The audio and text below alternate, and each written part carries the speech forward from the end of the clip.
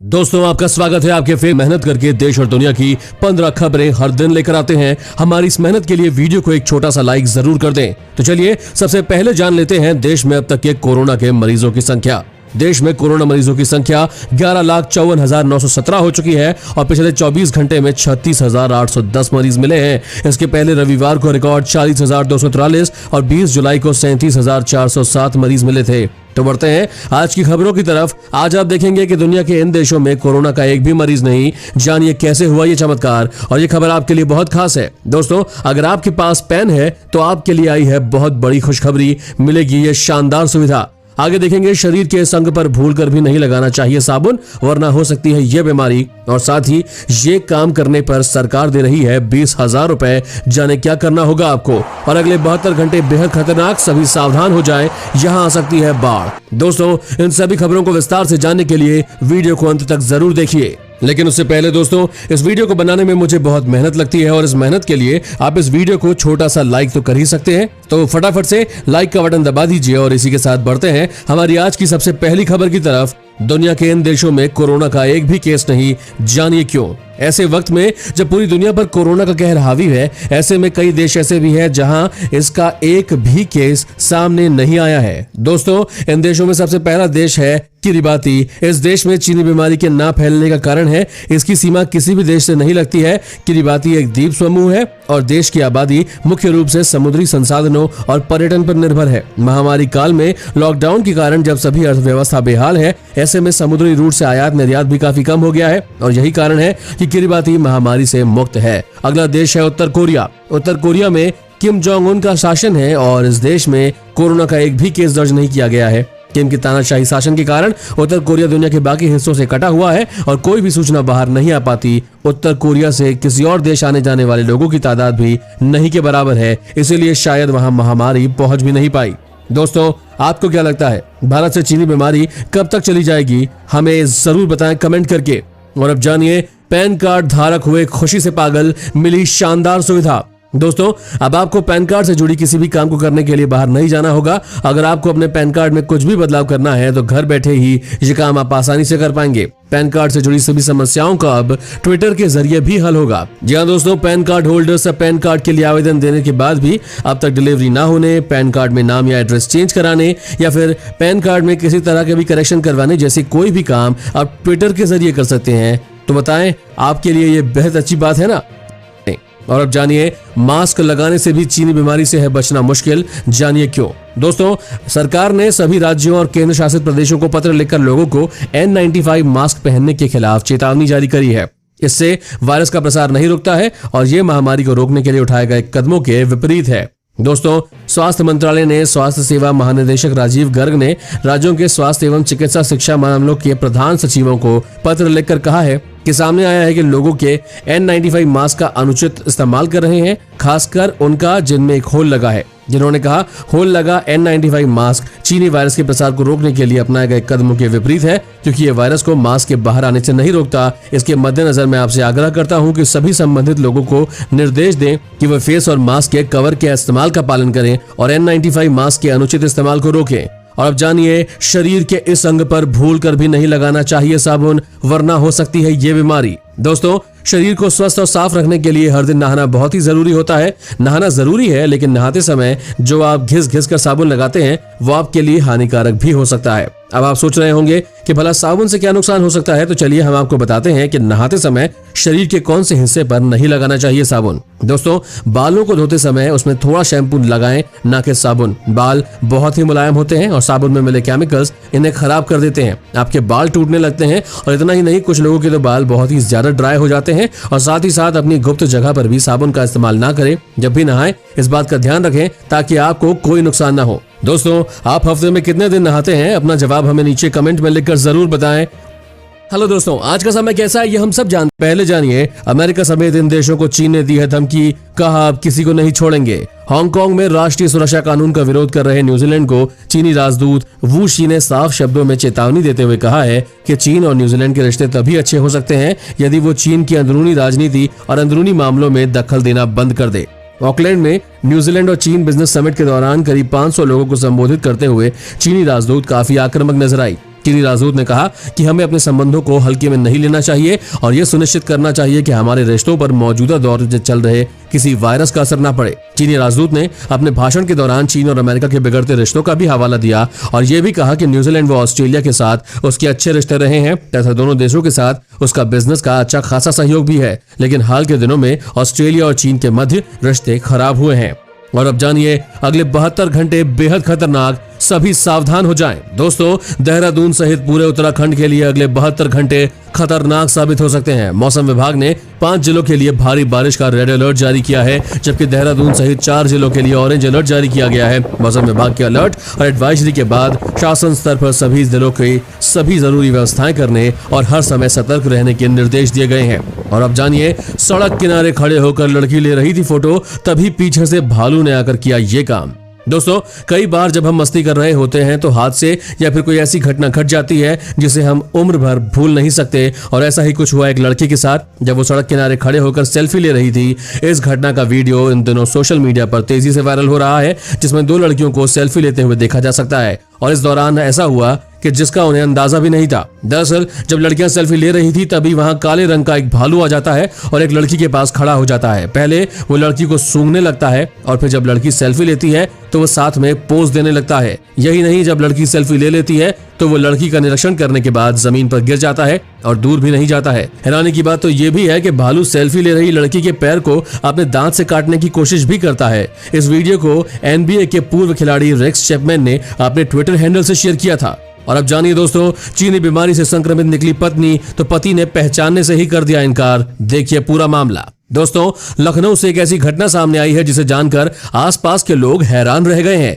यहाँ एक पत्नी के कोरोना वायरस पॉजिटिव निकलने के बाद पति ने उससे पहचानने से ही इनकार कर दिया। लखनऊ के इंदिरा नगर में रहने वाली 24 साल की हिना की शादी फरवरी 2019 में चांदन गांव के निवासी फकरुल के साथ हुआ था। आपको बता दें कि 4 जुलाई को हिना को डिलीवरी के लिए उसके पति लखनऊ के लोहिया अस्पताल ले गए और दंपति का 1.5 साल पहले ही विवाह हुआ था और घर में नन्हा मेहमान भी आने वाला था। जब हिना का पति उसको अस्पताल ले गया तो वहां पता चला कि हिना कोरोना पॉजिटिव है और इसके बाद जब अस्पताल कर्मियों ने पति के नंबर पर कॉल किया तो उसने पत्नी को पहचानने से ही इनकार कर दिया। इतनी बड़ी विपदा के बाद भी पीड़िता 8 दिन तक अस्पताल में रही और कोरोना से जंग जीत लिया। इसके बाद वो स्वस्थ होकर अपने ससुराल की बजाय अपने मायके चली गई। अब देखेंगे इसी के साथ आगे। दोस्तों, तेंदुए के खौफ से 2 घंटे पेड़ पर बैठा रहा युवक, पालतू कुत्ते ने बचाई जान। उससे पहले जानिए, जियो शुरू करने जा रहा है 5G। अब चलेगा बिजली से भी तेज इंटरनेट। जी हां दोस्तों, रिलायंस जियो ने 5G टेक्नोलॉजी पर तेजी से आगे बढ़ने की तैयारी शुरू कर दी है और कंपनी ने सरकार से कुछ खास फ्रेंचाइजी के स्पेक्ट्रम की मांग की है। इसके द्वारा कंपनी सबसे पहले मुंबई और दिल्ली में 5G का ट्रायल करेगी। अमेरिका की सहयोगी कंपनी रेडिसिस ने पहले ही विदेशी कंपनियों को 5G सॉल्यूशंस बेचना शुरू कर दिया है और न्यूज एजेंसी PTI ने सूत्रों के मुताबिक बताया है कि रिलायंस जियो ने दिल्ली और मुंबई में 5G के ट्रायल के लिए दूरसंचार विभाग से 17 जुलाई को स्पेक्ट्रम्स के लिए अनुरोध किया था। सूत्रों के मुताबिक जियो का कहना है कि अमेरिका, दक्षिण कोरिया, जापान, कनाडा और ब्रिटेन जैसे देशों में हाई फ्रीक्वेंसी का इस्तेमाल किया जा रहा है। कंपनी चाहती है कि भारत को भी आत्मनिर्भर बनाने के लिए इन बैंडों में ट्रायल शुरू किया जाना चाहिए। और अब जानिए, अगर ये करके दिखा दिया तो यूपी पुलिस देने वाली है 20,000 रुपए।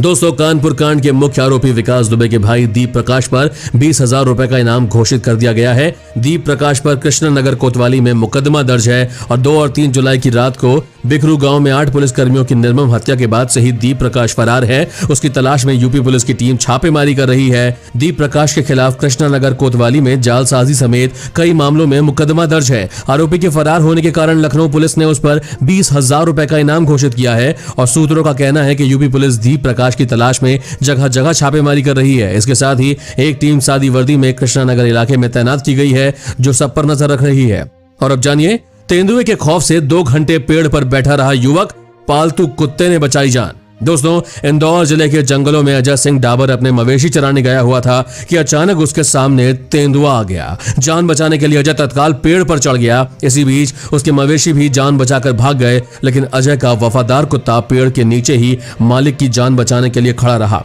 जिसका शिकार तेंदुए ने कर लिया। अजय ने तेंदुए की ये सारी गतिविधि मोबाइल में रिकॉर्ड की, लेकिन वो अपने पालतू कुत्ते को बचाने की हिम्मत नहीं जुटा सका। तेंदुए के पेड़ के नीचे खड़े होने के बावजूद अजय ने हिम्मत नहीं हारी। वो तकरीबन 2 घंटे तक पेड़ पर चढ़ा रहा। ये खबर गांव में फैलते ही गांव वाले इकट्ठा होकर जंगल पहुंचे और अजय सिंह को पेड़ से उतार कर वापस ले आए। और अब आगे देखेंगे दोस्तों, चीन के खिलाफ भारत ने जो किया, अब पाकिस्तान भी वही करने की तैयारी में है। उससे पहले जानिए, अब देश में सिर्फ 5 ही बैंक सरकारी, बाकी सब बैंकों के साथ सरकार करने जा रही है ये काम। दोस्तों, केंद्र सरकार देश के आधे से ज्यादा सरकारी बैंकों की निजीकरण की योजना बना रही है और रिपोर्ट के अनुसार सरकार की योजना आने वाले समय में देश में केवल 5 सरकारी बैंक रखने की है। बैंकिंग इंडस्ट्री की हालत सुधारने के लिए निजीकरण का फैसला किया जा रहा है। मीडिया रिपोर्ट्स के अनुसार सरकार इस योजना के पहले चरण में bank of India, central bank of India, Indian overseas bank, UCO bank और bank of Maharashtra and Punjab and Sind bank का निजीकरण कर सकती है। एक वरिष्ठ सरकारी अधिकारी ने बताया कि सरकार चाहती है कि देश में 4 या 5 सरकारी क्षेत्र के बैंक रह जाएं। अभी देश में 12 सरकारी बैंक है और सरकार बैंकों के निजीकरण का प्रस्ताव तैयार कर रही है, जिसे कैबिनेट के सामने मंजूरी के लिए पेश किया जाएगा। ऐसा माना जा रहा है कि सरकार state bank of India, Punjab national bank, bank of Baroda, Canara bank और यूनियन बैंक को रखने के पक्ष में है और अन्य सरकारी बैंकों का निजीकरण किया जाएगा। और अब जान ले,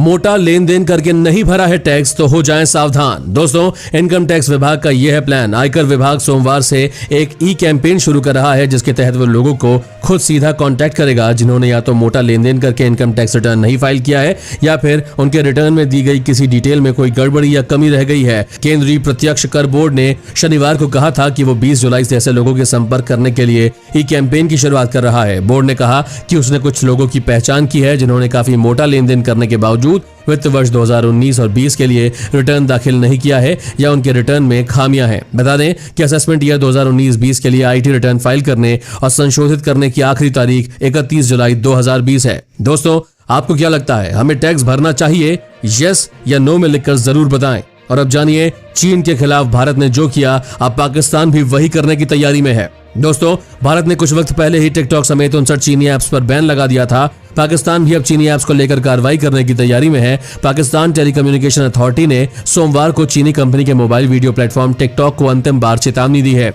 इसके अलावा पाकिस्तान ने अश्लील कंटेंट और नकारात्मक असर की शिकायतों को लेकर लाइव स्ट्रीमिंग ऐप बीगो को ब्लॉक कर दिया है। सोमवार को जारी की गई प्रेस रिलीज में पीटीए ने कहा है कि सोशल मीडिया ऐप्स खासकर टिकटॉक और बीगो पर अश्लील सामग्री को लेकर उसे कई शिकायतें मिली है। इससे पहले पाकिस्तान की नियामक संस्था पीटीए ने ऑनलाइन बैटल गेम पबजी पर अस्थायी तौर पर बैन लगा दिया था। पबजी की एडिक्शन और लोगों की सेहत पर बुरे असर को देखते हुए इस पर बैन लगाया गया था। और इसी के साथ आगे देखेंगे दोस्तों, इस देश के अरबपतियों ने 3 महीने पहले ही लगवा लिया कोरोना का टीका। दुनिया अभी भी कर रही है इंतजार।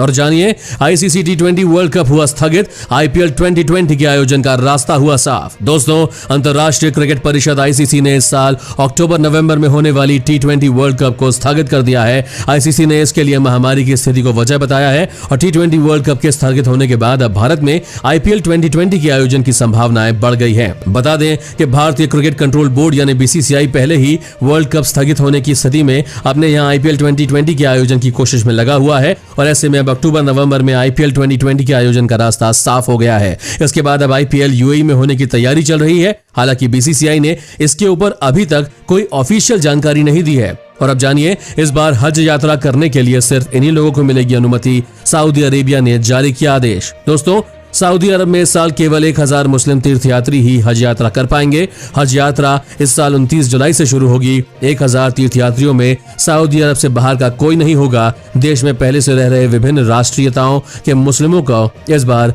हज के लिए अनुमति दी गई है। हज का समय चांद दिखने के आधार पर निर्धारित किया जाएगा। पिछले महीने सऊदी अरब ने बहुत सीमित लोगों के साथ हज यात्रा शुरू करने के लिए कहा था। एक न्यूज एजेंसी के मुताबिक अरब गल्फ राज्यों में सबसे ज्यादा मामले सऊदी अरब में सामने आए हैं और सऊदी में अब तक 2,53,349 कोरोना केसेस की पुष्टि हुई है, जिसमें से 2,523 लोगों की मौत हुई है। और अब जानिए दोस्तों, इस देश के अरबपतियों ने 3 महीने पहले ही लगवा लिया कोरोना का टीका। दुनिया अभी भी कर रही है इंतजार। दोस्तों, विश्व में महामारी की वैक्सीन के लिए जद्दोजहद जारी है और अभी तक 6 लाख लोगों की जान ले चुके चीनी बीमारी से विश्व के 196 देश मुसीबत में है। और इसी बीच रूस ने दावा किया है कि उसने महामारी की वैक्सीन का मनुष्यों पर ट्रायल पूरा कर लिया है। रूस की इस वैक्सीन को लेकर अब एक बड़ा खुलासा हुआ है। रूस के अरबपतियों ने अप्रैल महीने में ही इस महामारी का टीका लगवा लिया था। ब्लूमबर्ग की रिपोर्ट के अनुसार रूस के अरबपतियों और राजनेताओं को महामारी की प्रायोगिक वैक्सीन को अप्रैल में ही दे दिया गया था। इस पूरे मामले से जुड़े सूत्रों ने बताया कि जिन अमीरों को यह वैक्सीन दी गई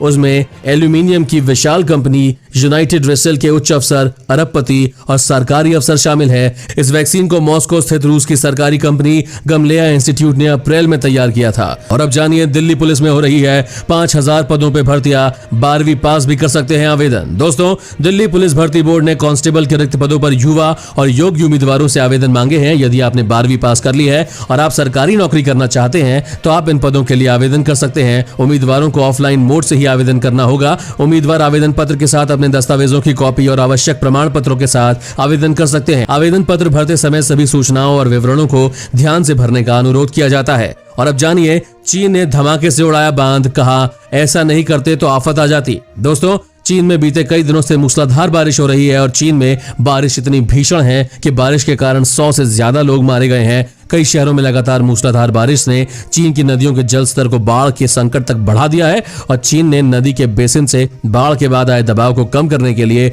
एक बांध को धमाके से उड़ा दिया। चीनी राज्य मीडिया चैनल सीसीटीवी के एक रिपोर्ट के अनुसार यांगजी नदी की सहायक नदी चूही नदी पर बने एक शक्तिशाली बांध को धमाके से उड़ा दिया गया और बारिश के कारण नदी में बढ़े बाढ़ के दबाव को कम करने के लिए ऐसा कदम उठाया गया। दोस्तों, आज की खबरों में बस